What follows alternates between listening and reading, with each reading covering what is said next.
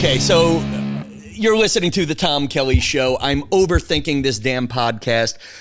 It is the week in between Capitol riots and inauguration. If I need this, Lauren, I feel like, by the way, and sidekicking, but she's so much more than a sidekick.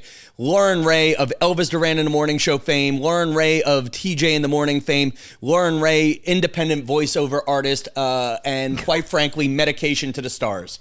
You're very kind. I think so. Is that a good, that's it. Because, I hate saying I need a sidekick on this show, but I need somebody that will be polite, laugh at my jokes, let me do a monologue, then I will do an interview, and then I'm going to put the comedy at the end of the show because I feel like people listen only for the interview. Like I can tell, and it pisses me off, friends, that when I have no guests, the shows have been better, but nobody listens. When I have a guest, lots of listeners and people are listening, but I don't feel fulfilled.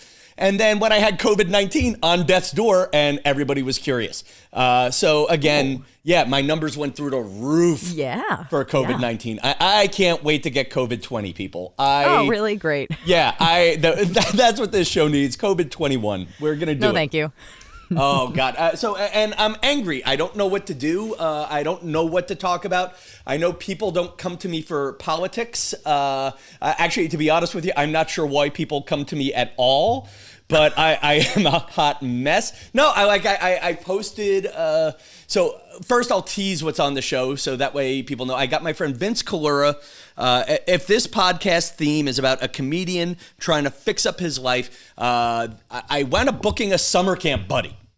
Yeah. I went to TV camp. Did you go to summer camp? No, I never did. I did like creative arts camps where my parents would drop me off in the morning, pick me up in the afternoon, and I would spend my days like drawing or acting. Okay, so this was something similar, except this was for TV nerds. Okay, cool. Yeah, and it was in a college freshman TV studio back before the damn iPhone did everything. Back before the iPhone did everything. I had done this TV summer camp. It was called Horizon. And Vince and I, even though I'm half Irish, Vince and I were the only two Italians in a predominantly Jewish camp. And we bonded. It was great. It was cultural for us in so many ways. He wound up becoming one of those guys who was like a 1990s computer hacker type. He would talk on the BBSs. You're probably too young for this stuff. You were on AOL. AOL was your high school thing, right? Yeah, definitely. Okay, so before AOL, you would just call one phone number and talk in an AOL chat room. Oh. But it wasn't even AOL. It was mom and pop. Like you would set up in your bedroom an extra computer. You would talk to other hackers and whatever they were. Anyway, I totally thought he would be in prison for white collar crime one day. Yes. And did he avoid that? Yeah, or quite frankly, jacking someone's car. It was one or the other. He avoided that and became an early web entrepreneur. He launched a real estate photography company, which is now part of VHT Real Estate. And it's a serious interview that I have pre-recorded, but with morsels of wisdom. So it's worth listening to that. Cool. Also, at the end of the show, you will find out why a 70-year-old Russian man gave Tom Kelly the finger. That's a tease. That's a tease. But right now, as I sit here looking at the record button, making sure I hit the record button, even though we're recording in 3 places, why the hell am I doing this podcast? I don't want to talk about the Capitol stuff because no matter what happens, I think I'm the sensible guy who would say, you know what? Not all Trump people are a-holes. Not all Black Lives Matter people. You were there with me talking there, Annette, are crazy people looting the Apple store. And we need somebody in the middle who has good points. Who could say, that guy's right on this. All right, I may not agree with you, but we'll give you this. All right, we'll give you that. And we need to go back to some sort of listen to each other first, which we haven't done that in 100 years. Yeah. We haven't done that in 100 years, and we need a middle ground. I really want to tell the middle finger story, but I don't want to give it away. No, don't do it. No, we need to give the people a reason to stay, or not just press that 15-second forward button 100 times. Okay, yeah. I mean, listen, you're going to break your finger because the Vince Collura interview is 20 minutes. Like when you would do morning radio with Elvis and TJ. Yeah. Now, how would you guys pick what you wanted to talk about? So, I mean, Elvis picked what he wanted to talk about. I was so I was such a background person on that show, and I don't say that in a negative way. Like, he gave me literally every opportunity. I mean, and you weren't just in the background; you were literally in the hallway down the block. Yeah, no, and he.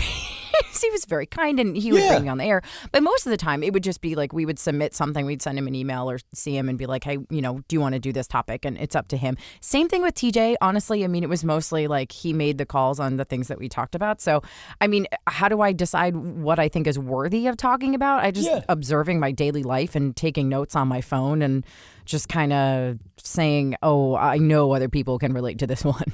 Yeah, well, and maybe that's what we'll do. We'll be relatable, and then I'll be a a-hole at the end of the show, and whoever listens, and whoever doesn't. You were telling me about your neighbors. What the hell's going on with the neighbors? Okay, so I have two sets of neighbors, so I need to specify that, like, one neighbor. This was a few months ago when I owned my house, right? So I used to live in Massachusetts. We owned our own home. It was in this sweet little neighborhood, and we got really close with our neighbors. Our neighborhood was awesome. And unfortunately, because of COVID, we're home all day, as everyone knows. You can't escape the neighbors that ask you for help. And so we had one neighbor that would be like, hey, I got something delivered. It's a recliner. Do you think that Matt, my husband, could just come over and help me bring it into the house? But we can't bring it through the front door. We have to bring it all the way around the house and through the back door. Yeah. And you can't say no because you're home. They know you're home. Yeah. I'll be honest. That's what they say about good fences. Like when I got COVID, I have a neighbor, Gina, who is the only person I talked to in the building. I talked to her and I talked to a woman named Shira, 2 apartments below me. Okay. And you're right. And I was desperate because the rest of my family's an hour away. Nobody was offering to come to the city. I will point that out. Everybody was worried. They were calling me every 45 minutes, but nobody actually said, hey, I'm going to come over and bring you something because they were all afraid of dying. Sure. Gina, God bless, only number I had. I did that to her. I'm like, before you leave New York City in a panic, would you please go to this, and this? But what you just described is exactly why I don't get to know people in my building. Yeah, that's the smart thing. And I will say, like, when my entire adult life, I've lived in an apartment building. So it's various apartment buildings. So I am 100% on the page of you should smile, you should wave, but you don't make friends with your neighbors. There's no need to make friends with your neighbors. You're friendly, but you're not friends, right? But when you live in a neighborhood, especially when you have kids, because we have a daughter, you have to. It just happens. No, and I'll even give you a second point is right now, you are moving that recliner is going to affect the growth of your daughter. Like for real, like you don't move that recliner. Suddenly the guy across the street then says, we don't need to hang out with the Ray family too much.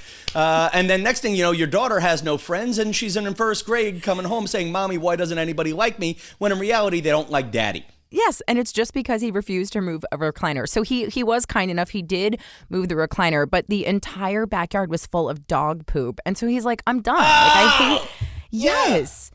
It's just gross. And so, I don't know, neighbors, you can't get around it. And now we're living in New Jersey and we are renting in a townhouse. And so we are grateful. We have this end unit, right? So you got the we corner. look directly opposite another end unit townhouse. You can see everything. And so what do you do? So I'm in this spot where, and the first time Loren and I met in person, Elvis had me on his show to discuss my most viral video, which was me in my apartment listening to my neighbors have sex. Now, I was not doing it on purpose. About that. Yeah, and you were very kind. You cut it all into little bits for Elvis to play on air. And then I wound up eventually seeing that neighbor, and she's like, do you work in radio? And I'm like, no. No, I don't. Definitely not. I mean, 10 years later, I think he or she may have picked up on it. But I'm like, no. They moved, actually, thank goodness. But what's weird is, what do you do? Like I get paranoid because sometimes I just need to get my underwear out of the bathroom and the towel's on the other end. Like I walk into the shower a lot and forget to get the towel out of the bedroom. Yes, me too. So there are people getting a free show for a second or two. Yeah. Are you okay with that? I am not. I am until, you know what it is? I'm going through this weird thing with all my internet, like all my, like whatever things I've looked at with my internet browser history. I sort of say, I'm not famous enough to really ruin my life, you know, but then you wonder what happens if someone takes a picture and I become wiener guy on the internet, you know? Yeah. Well, I become the naked neighbor in someone else's story. You could. I don't know. I mean, there are those who say that all press is good press. So, hey, think about it. Yes, even a little bit of press. A little bit of press. I see what you're doing there. You know what? So, you know what's also freaky in my life right now is, so I have new neighbors upstairs. I can hear them more than the old guy. The old guy would play like German dance music every Saturday morning, and that was it.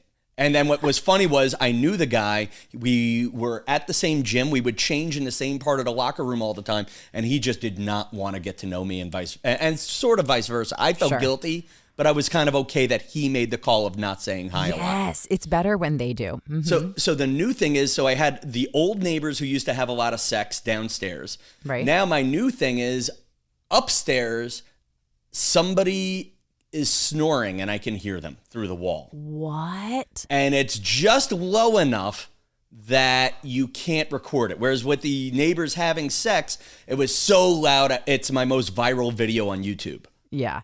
Yeah. With this, it's just enough of a like a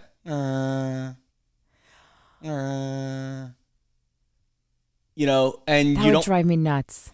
Just a little bit. Like, and now I could easily play a white noise thing to cover it. It's just low enough though. Like I can't, like I tried recording it last night to play on the podcast and it's driving me just nuts enough. And they don't seem to snore till 3.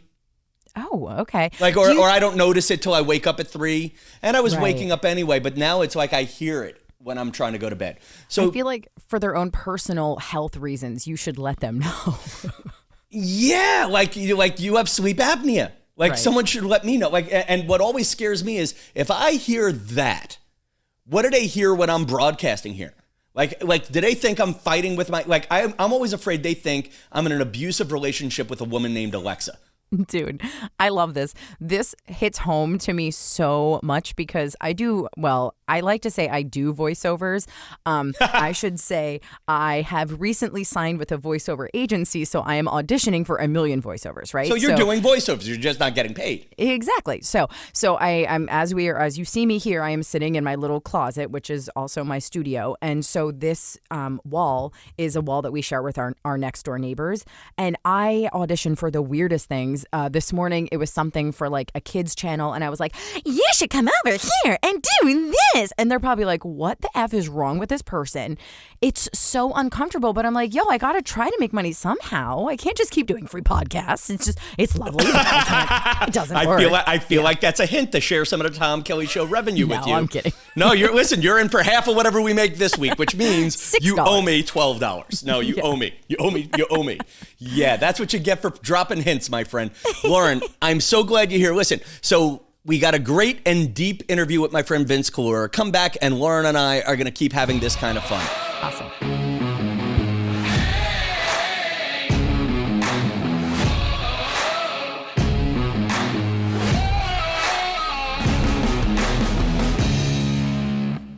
Vince Collura is not just an old friend and a summer camp buddy. Vince is an early web entrepreneur and artist who founded New York City's largest real estate photo company. That got acquired by VHT Studios, of which he is now the chief operating officer. He is an artist. He is a crazy human being. He is a friend. And every time I talk to him, there are morsels of wisdom. Vince Collura. Vince, I guess here it sounds silly, but if I had to ask you for your bio in a minute, what would that be? Sure. That's a tough one, right? So these days I say photographer, makeup artist, former or reformed entrepreneur, because I'm out of the life of starting businesses. Are you out of the life? Because now here's the first thing I want to talk about Vince. And you know what I feel like? I feel like half of this is gonna be me telling Vince's story to people, and then Vince agreeing like, yes, Tom, that happened. But Vince and I went to summer camp together. What do you remember about me from? What do you remember about me from summer camp? So, all right, if I'm being honest, I remember you being the sort of straight man. You were kind of uptight. You were like the rule guy, right? Like, in my mind, you were Danny Tanner. My cats looked like Danny Tanner, but you were Danny Tanner. Okay. And I'll tell you what I remember about Vince, and he doesn't, or you don't usually dispute this. Vince was the Vinnie Barbarino from Queens, like to a bunch of people who never met a New York City Italian, and realize he's only 20 miles away, but he went to this summer camp with a lot of rich kids, young Jewish kids who had never met a real Queens Italian. And yeah, Vince was the guy who was good-hearted, but somehow always was in the middle of trouble.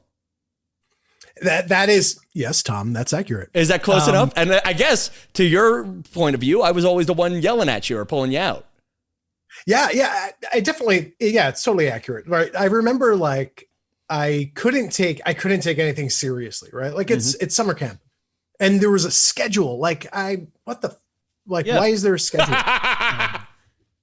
And like, I remember the first time I went to like one of our tracks and somebody was like, Vinnie Collura, you're late. And I'm like, yeah, so, right? Like it's summer camp. Well, I remember my favorite one, Mark Perlman, who I think was really the straight edge for both of us. He was like the head of the whole summer camp or whatever. Vin gets hired as a counselor by the owner of the camp because Vin's mother was the most charming woman, single mom on earth.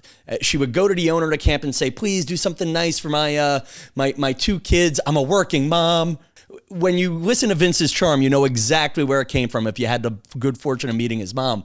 But one year, Vince gets hired as a counselor, and there's this big meeting, and Mark Perlman is in front of the meeting. No way we hired him. Vince Collura, no way we hired him. In front of like 50 people. He's not here. There's someone screwing with me. We didn't hire him.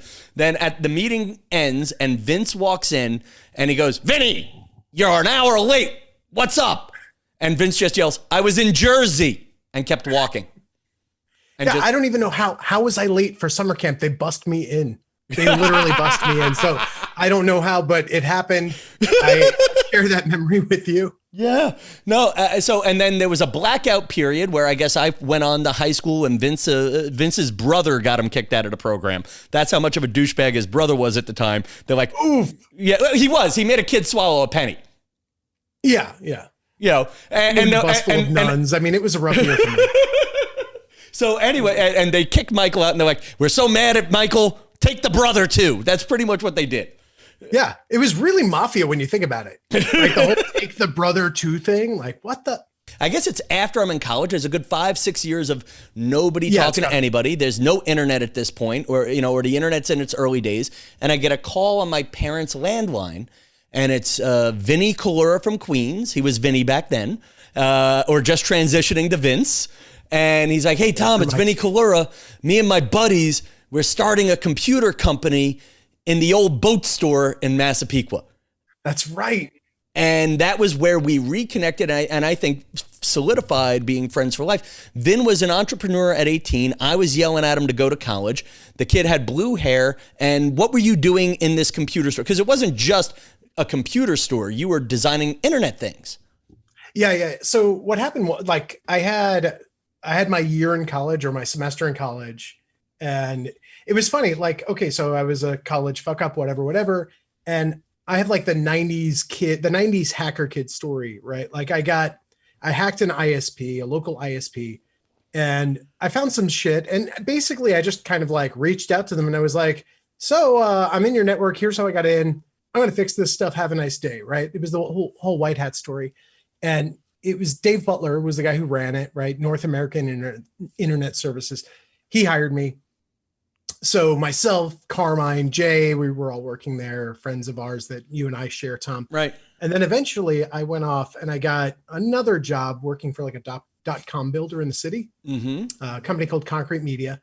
And I remember, I think I only worked there for like 6 months or something, right? I worked on one project and I was like a kid coding websites, right?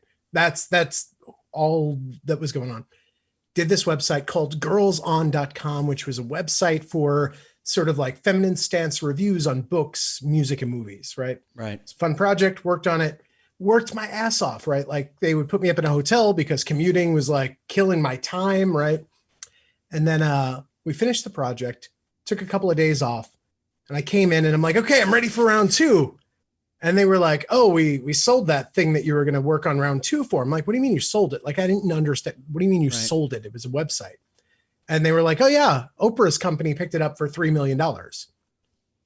So then Carmine was talking about doing this computer dimensions thing, and he was already kind of up and running. And I was like, dude, we just sold a website that like me and one other guy worked on. That was it, right? And the content builders. And it was $3 million. So we're gonna start a company. We're gonna build websites and sell them for millions of dollars, and we're gonna be rich. And then we sold 0 websites for $0 millions for a while. Mm-hmm. But that was how I ended up in the boat store, because after a little while, just working in our bedrooms and raking in cash, right? Like it was like 1999, 2000, right? .com builders that was a way to get wealthy quick. We decided, okay, we should have an office. I'm like, well, I don't want to commute, right? But I don't want to also sit on my bed and code. So we found the old boat store right across from, what was it? The Nautilus Diner. That's right. And down the block from Sergio's restaurant, where the guy with the mustache still thinks you're a celebrity. Michael Sergio. He was awesome. Is that guy actually Sergio? He was? Yeah, I always knew his name was Michael Sergio. I don't know if that's true or if that's just the myth that he created, but. And Vince, in the early days, he had a little system. Vince was like 19, 20, whatever the ages were at that point. And Vince at 20 had a brilliant thought: always saturate one restaurant with your business. And you took me to Sergio's, and Sergio did everything but offer to perform sex on me under the table. The man made you look like a star. He's like, Mr. Vince, and all this other stuff. And you had business wisdom before it was cool, I think. Yeah, I think I just kind of stumbled into it, right? Like part of that was lazy, and part of that was probably like watching a Robert De Niro movie or something where like, somebody smarter than me said that, like, yeah, you bring all your business to them, they'll treat you like a rock star. And that's it, right? Just build a habit. Yeah. Now, what lessons did you learn as an early entrepreneur that people could learn from you now? So commit first, figure out the rest. Okay. Right off the bat, right? Like the entirety of my career so far has been committing to really big things that I might not have any clue as to how I'm going to do, but I've got a ton of self-confidence and I surround myself with great people. So yeah, you know what? Okay, Sam Ash, you want to build a website and sell tens of millions of dollars worth of instruments before, Amazon is really a thing outside of books. Oh yeah, sure. We could do that. Oh, an insurance company. You guys want to figure out how to create an online rating engine so people can go ahead, get really accurate insurance quotes and book online. Yeah, sure. We'll do that. No clue how I was going to do any of that. But you surround yourself with good people. You have a certain level of self-confidence. You commit first, figure out the rest. I love that. Now, because it's funny, I worked at a company on the media side of it and the content generating side of it. Basically, they were a local advertising company. And the joke about his company was he's the only guy who was in the internet before 1994 who didn't come out a billionaire. I guess my question for you is, why did things work for you guys? So, I'll say there's no such thing as a vision that's too big, right? It's trying to take a first step that's too big. Your vision should be big, right? Like if you have a vision and you know exactly how you're going to get there, that's not a vision. That's just like a series of tasks, right? So I think the reason it worked out for us is because we were smart enough to have various visions, right? Mm-hmm. And also in a lot of ways, dumb enough or naive enough not to know just how crazy the road to get there was going to be, right? So, so many people I work with, right? Like when you're taking on a big project or making a big commitment, like you get this anxiety, you're like, okay, I've got to figure this out, plan this out. And you tend to do all of your figuring, measuring, cutting out before you even answer the call to action, right? So, the for instance would be, Tom, let's build a media platform, right? You go straight into business plan mode, get the fuck out of here. You don't know what the business is yet. Have the vision, cement the vision, write it down, right? And figure out what your first couple of steps are going to be. Mm-hmm. And once you get rolling, you get to kind of figure out the rest, because that big gap in the middle, right? Figuring out the rest, taking it from, some idea that's putting pocket change in your pocket to something that's paying your mortgage. That's the shit that we should all get paid a lot of money for. That's the hard stuff, right? The vision, there's hundreds of great ideas a day, right? Visions can be easy to come up with, right? Taking the first step is always the scary part. And people tend to not want to take that first step until they've filled in that wide middle. But that wide middle, that's the journey, right? Yeah. In fact, when I had the .com builder company, I wish we did this earlier, right? We figured out kind of late in the career, we were charging people for our proposals, right? Because figuring out all of that stuff, creating a database schema, creating the business plan around it, that's the shit you pay me a lot of money for, not literally writing the code, right? Like, yes, there is a lot of value in literally writing the code, but figuring out how it's done, that's where your value is. I remember saying, Vince, get rid of your blue hair and those Superman shirts. You'll be a multimillionaire. You have always refreshingly and sometimes I think crazily been yourself. What is the secret to being yourself if you are an artsy guy while dealing with suits? Great question. So that comes down to the same secret as before, which is confidence, right? Like, I would say these days, my affectation is very much purposeful, right? Like I saw your face change when you had asked me about something and I said, well, that's not really on brand for me, right? Like you were like, what the hell is he talking about, right? So there's be yourself, be yourself or be Batman. It's kind of one or the other, but what I would say is you be yourself, but you figure out what that self is, who that self is, and you double down on it, right? And I've doubled down on it right now. Like if I attend an industry event, right, we're talking about like, the real estate billionaires or anything like that. If I'm not dressed like this, I'll literally get like, hey, what's going on? Everything all right with you? Right. It's the it's the expectation. And I think there's an element if you're in an artistic field, right? Trying to look like them, the norms, the business people, actually kind of removes a certain level of credibility, right? So the fact that I can walk into a room with, Dottie Herman or whoever, right? Dressed in jeans and a t-shirt, right? Do it with confidence, get business done, speaks more to who I am than the credibility I'll lose if I try to dress like them. I love it.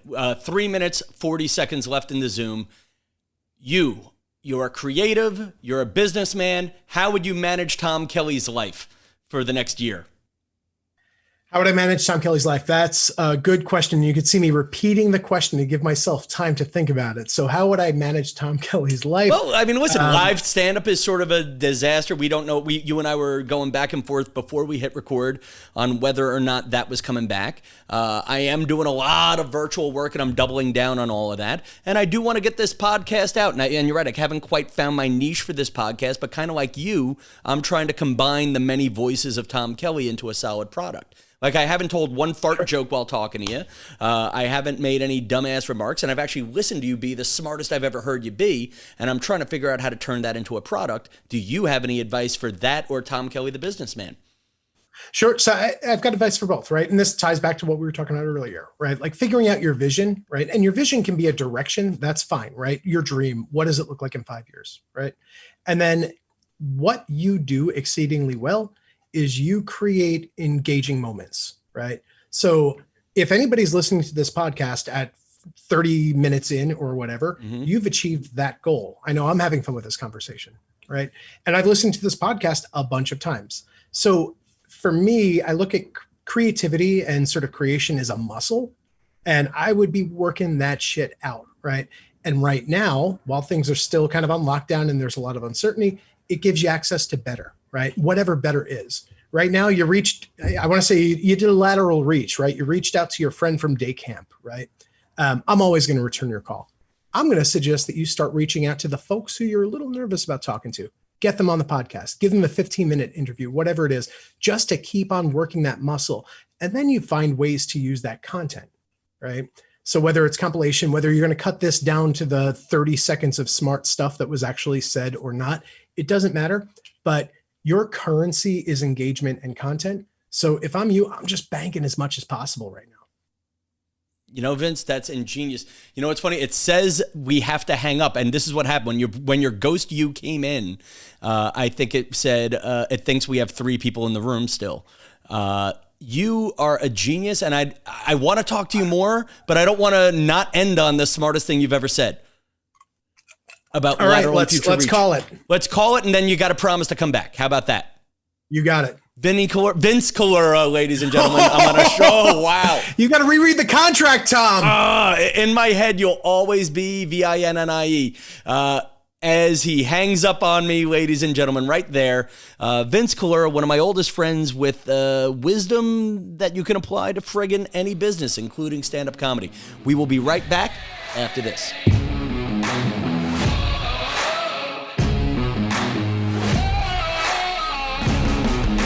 I know you haven't heard the Vince Collura interview, but there was one. It's a 25-minute interview.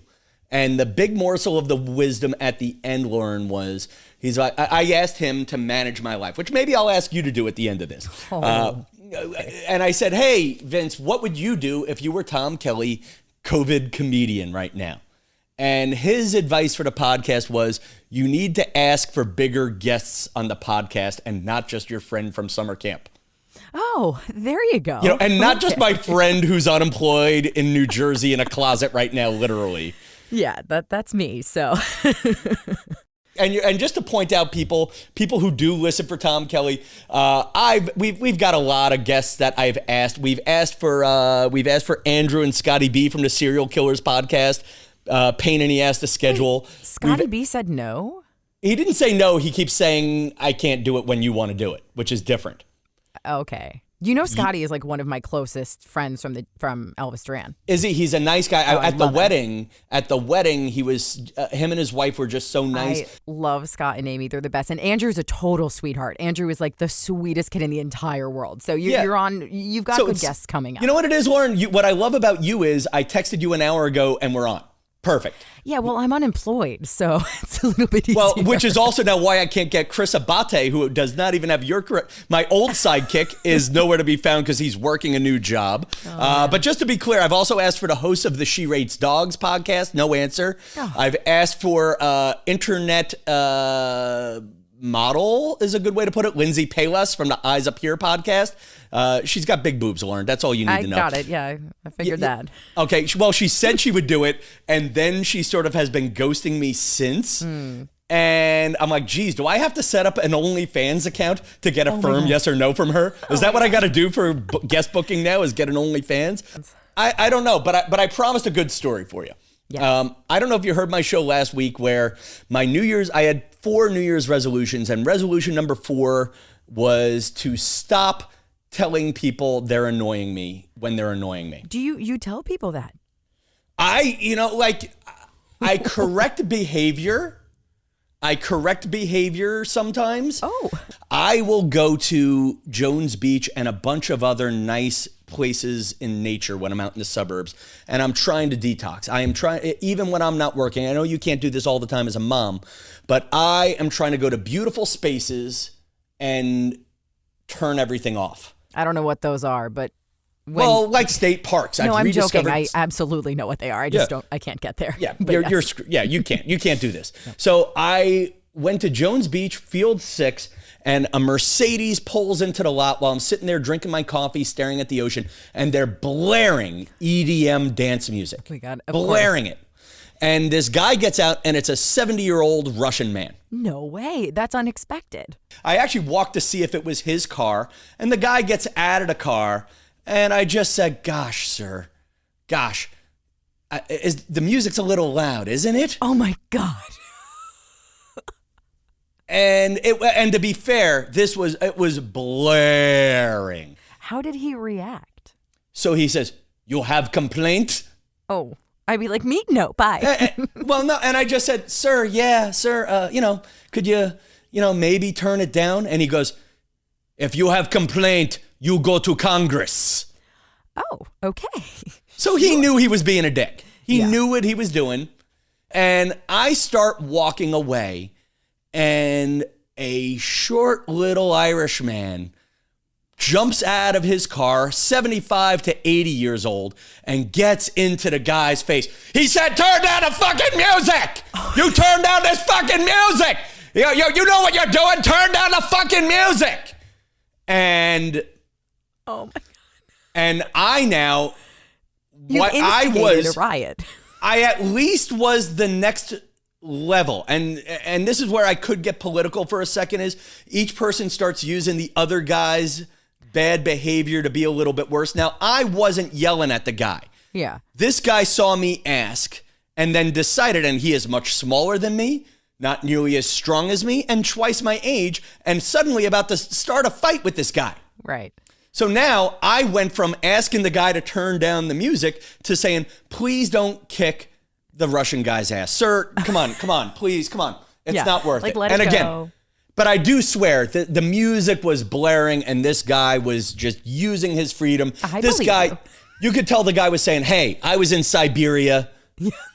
I don't need you to tell me how to turn down my radio, okay? Sure. I escaped Stalin. I don't need you to tell me what to do in my life. Right. That was his sort of attitude. So now I bring Don over and the guy's like, basically, he turns the music up for a second or two. And I'm now with Don. By the way, Don from Port Washington, if you're out there, and I know you're not, I love you, Don. Don, and I'm like, Don, let's just talk for a minute, because I could tell now it was annoying the Russian guy that the two of us were talking. And I did the fake phone call. I said, Don, let's just talk to each other while I hold up the phone. Let's see what he does. He does turn down the radio. But the next thing is he starts taking cell phone pictures of me. No. And I could tell why. Because then the guy wants to go walk by the ocean, but he's afraid that me and the other guy are going to trash his car.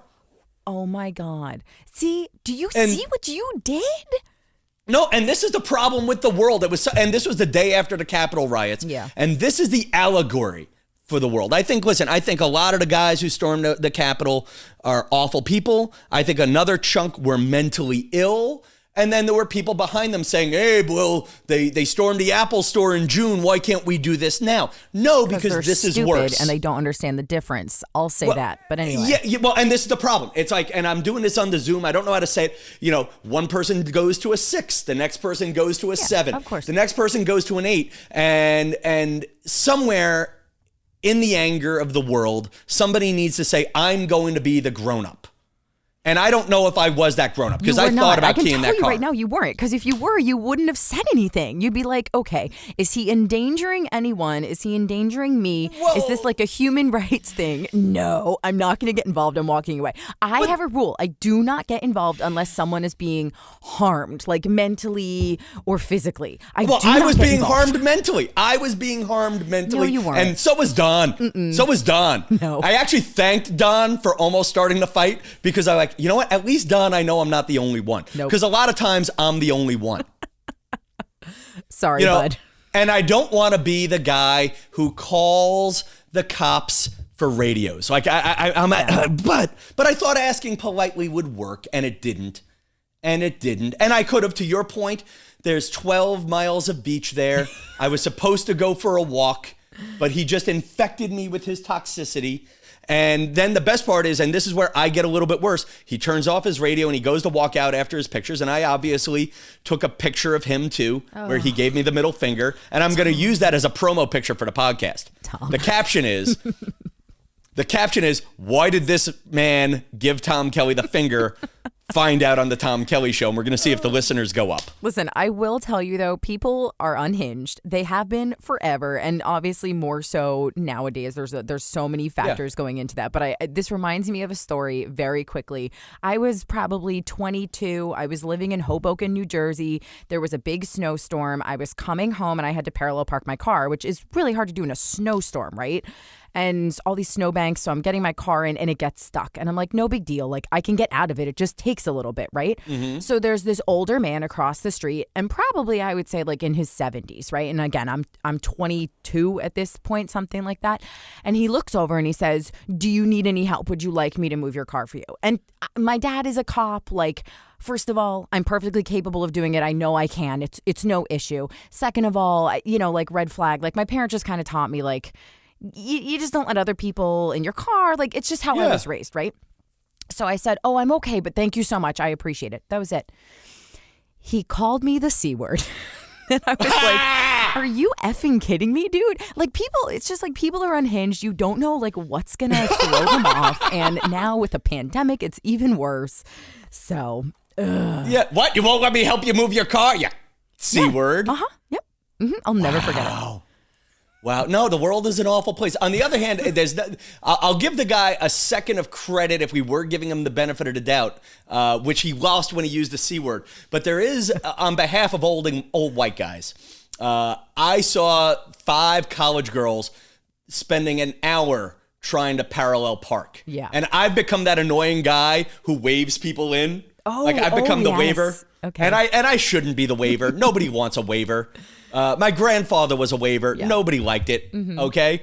But I see it. And on their fourth like try, I said, would you like the help? Would you like the help? And they said no. And I walked away and I felt a little deflated because I'm like thinking they're going to think I'm trying to follow them home.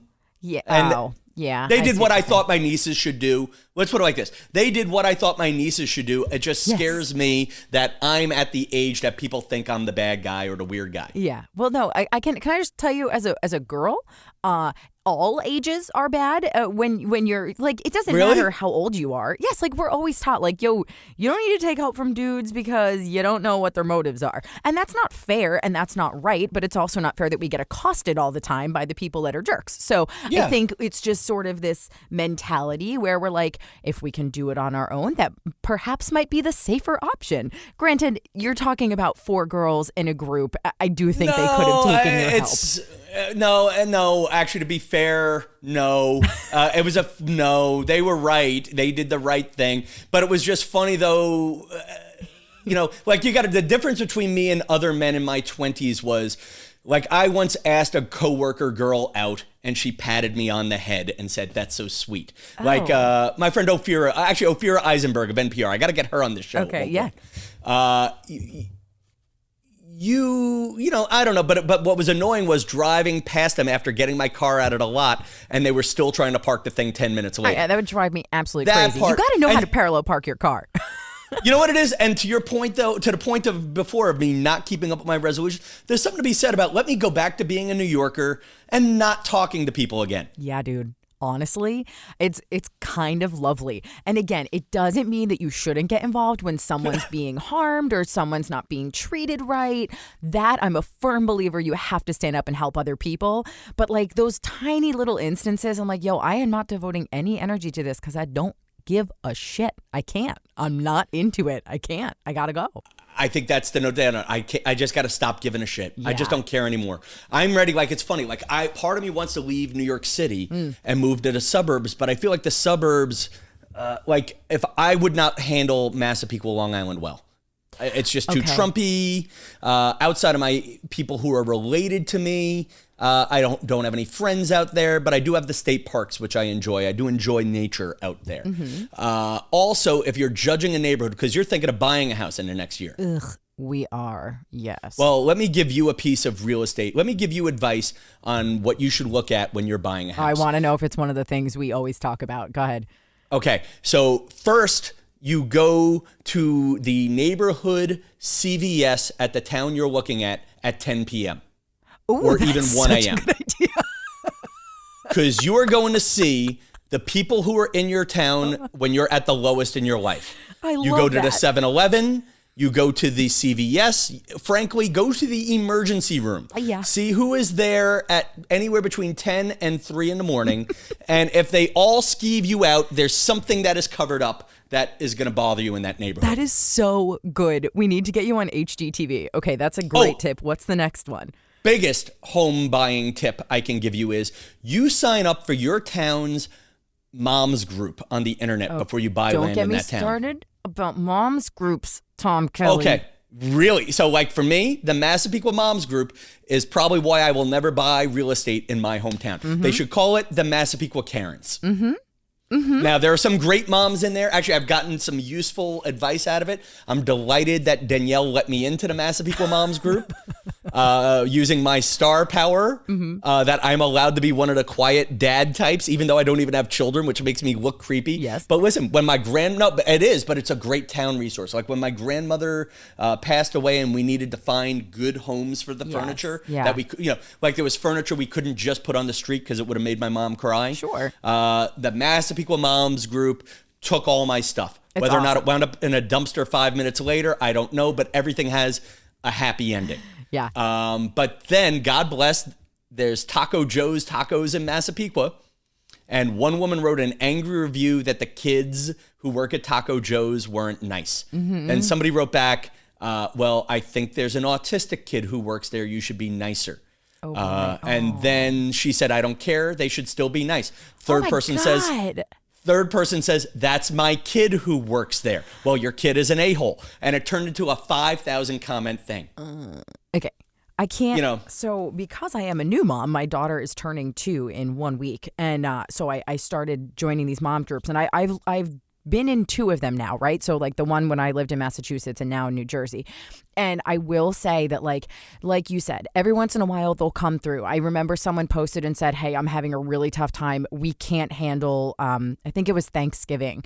And every single mom was like, I'll make you this. I'll bring you a turkey. I'll do this. Like your kids aren't going to go without. Like it was awesome and it was beautiful. And it literally just like made my heart sing. However, the number of times, and also I just can't stand all the people that are like, well, I think like I read something like this. You don't have any research. You have no idea what you're talking about. Shut the fuck up and let me go do my research somewhere else. I hate it. I can't stand it. No, a lot of women and frankly some men who have never even gone to community college all are epidemiologists right now on COVID-19. I know. And it makes me stressed. And a lot of, and again, what's great about Facebook is you can know what's in people's hearts. What's awful about the internet is you know what people are thinking. Which goes, I'm going back to your neighbor theory. Of sometimes it's the best way to have friends is to not really get to know your friends. Yes. Just be friendly. And that's Just be friendly. Just be friendly. Yep. I want to end on one thing because I know you got to go take care of baby Sophie in a second here. But this is a bit that I think we will put onto YouTube, which, by the way, breaking the show up onto YouTube has done better than the show. Oh, good. Okay. Freaky. Thank you, Hilaria Baldwin, for the extra 900 views. Oh, yeah. Hilaria. But everyone's talking about who they want to host Jeopardy. Who do you want to host Jeopardy? That's a great question. Correct me if I'm wrong, because I haven't been on top of this stuff very much lately, but Katie Couric is going to be doing it for a little bit, right? Yes, she has the tone. She has the pitter patter. Yes, that I like. I'm also a big fan of LeVar Burton for Star Trek reasons. Ooh, I could totally see LeVar Burton. I like Katie Couric. I think she's very educated. I think that's something. Or I think educated. She feels like she's been around the world. She was a White House correspondent. She's intelligent. I think it's unfair to say like people are educated or not, because you can be intelligent and not have gotten education. I think Katie is very intelligent and I like her a lot. I've always liked her demeanor. I look up to her. I would love to have her permanently.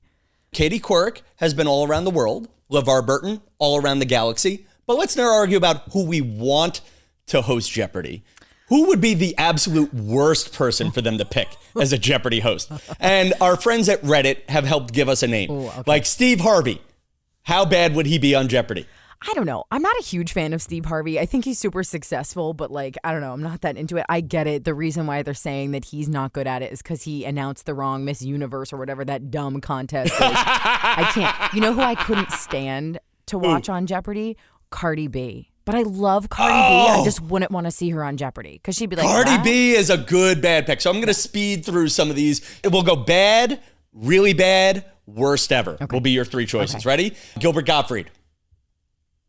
I would love and that. And the land. So bad. Just bad. The promised land of the Jews. Yeah. Like, I mean, he would be awful. Like, what is Israel? Ding. He would be awful at that. Steven Seagal.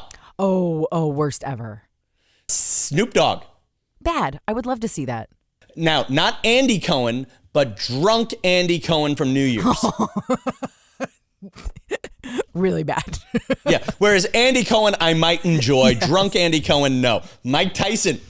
Oh my God, worst ever. Put him with Steven Seagal. Let them tag team. Nancy Grace. Oh God, no, worst ever. Yes, and then on top of that, all the contestants would be accused of murder. Yes. Wendy Williams. Oh, worst ever. I'm not a fan. I know I shouldn't say that, and being like a woman in radio, you're not supposed to say that, because she really had a great radio career, but I'm not a fan. Leslie Jones, I actually would like. Yeah. She was on that list of people. And then Triumph the Insult Comic Dog. Ugh, really bad. Larry the Cable Guy. Oh, the worst ever. And then bringing it home, Gary Busey. Oh, the worst ever also. Yes. So there you go. Loren, thank you for doing this. Thanks. We were talking when we had the recording stopped. I intentionally am not asking any of the listeners to do anything. This is a plug-free episode. I'll do it. If you want to give Tom some really, really nice feedback, please find this podcast on Apple. Where else can you find this podcast? We're on Spotify, but you don't rate there. Oh, okay. And then I have, but I'm not pushing it. But if Loren pushed my mailing list on TomKellyShow.com, I wouldn't stop her. Oh, yeah. And you know what? TomKellyShow.com. I will say, Tom Kelly recently redesigned TomKellyShow.com, and it looks very lovely. So if you want to just like check it out and then happen to decide, oh, you can sign up for the mailing list, you could. Oh my God. You know what I love about you? This is why you have a career in radio and I have a career in writing and stand-up. It's nice to hear someone do my plugs without the stuttering. Oh. You were so good. Oh, thanks. You were so good. Thanks. You should set up a studio in a closet. You really should. Oh, yeah. I You're good. should do this for a living, perhaps. You should do this for a living. Be a co-host for a living like I did in Boston, and I'm praying to do again in New York. Well, listen, you can do it here, or frankly, and like I used to say to my buddy Chris Abate, you should do your own podcast because you are fantastic and you have a lot to offer the world, my friend. That's very kind. I appreciate it. It is it's one of those things that I would really like to do. There's a few people on my list that I would really love to get to know and do a podcast with. I just, I have to prioritize where my passions, where the time that I have to devote to the passions that I have. And right now it's a voiceover because that's the only free time I have. Well, I'll give you one offer, and this is a one-at-a-time offer that I'm making on air. Okay. I love doing the podcast. I hate booking the guests. If you have somebody that could help me grow, because this is supposed to be a self-help podcast, if you have somebody who can help me grow, and our slogan was, we're turning 2020 lemons into 2021 lemonade. If you have someone you like, you book the guest, come back, and I'll do all the recording for you. Done. Sounds like a plan. And on that note, good night, America.